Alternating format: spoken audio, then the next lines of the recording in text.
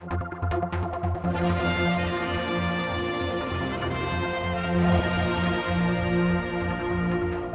have been some 30 burglaries or attempted break-ins in less than a fortnight.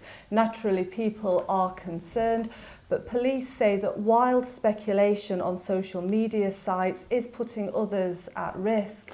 Now, what's the nature of this speculation and how is it affecting your investigation? What's happening is that people are getting snippets of information, posting them on social media, especially Facebook, and what is tantamount to mass hysteria is breaking out.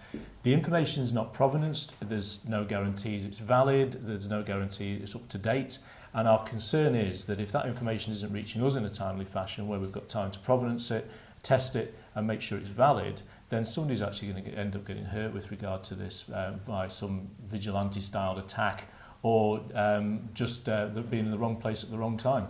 And you want people to come directly to you, don't you, not to post on social media? It's vitally important that we get hold of the information because that means that we can examine the information and then get that out to the public via our social media feeds, and people will know that once it's got our crest on it, that it's actually got some validity behind it.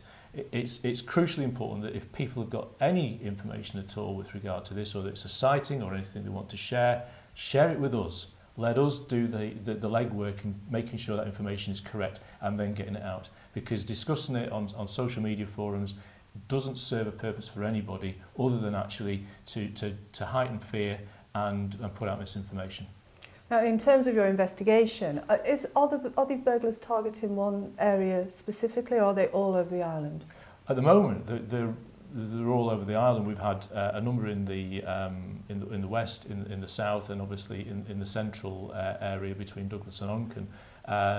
There's no distinct pattern as far as we can ascertain, but clearly those areas have had some link to something, and that's what we're trying to discover at the moment. And what are they taking?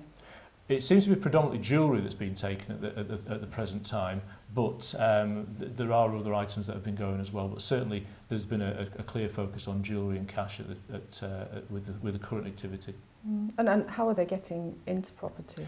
There's been a number of modus operandi in terms of entering the premises. Obviously, we've banged on for a long time about the importance of actually keeping your premises secure, making sure that your doors and windows are locked, whether you're in or whether you're out. But you know, we've had a number of different types of entry, but the easiest one for any criminal is just going and trying a door, and if that's open, then it's an open shop for them.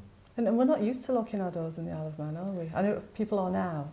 I transferred to the island in 1998, and it was a real source of some bewilderment for me when I went to view houses when I was looking at buying a house, and the majority of them were wide open before the agent actually got there to show me around, and that has actually prevailed right up until the present day.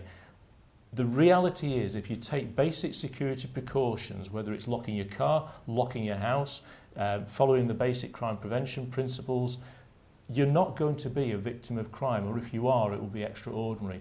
And it's really getting people to wake up to, this is a different age we live in. This isn't the 50s of the Isle of Man. This is today. And we've got people out there that want to spoil the island by committing crime and raising the fear of crime. If people take those basic security precautions, it becomes a lot harder for them, and it makes them a lot easier to catch for us. Did you have any idea who's behind this spate of burglaries? Superintendent Wilson used a really useful phrase the other day, and it's about keeping an open mind. It's very difficult to highlight any particular group, any particular individual that might be involved in this, and there's a lot of work going on behind the scenes with CID. They really are working all hours and working tirelessly, trying to channel those bits of intelligence we've got, that information from the public, the forensic opportunities, bring it all to bear so that we can actually start highlighting, yeah, we think it's that particular group or that individual, and then we can target our resources accordingly. And that's why that public information is so critically important.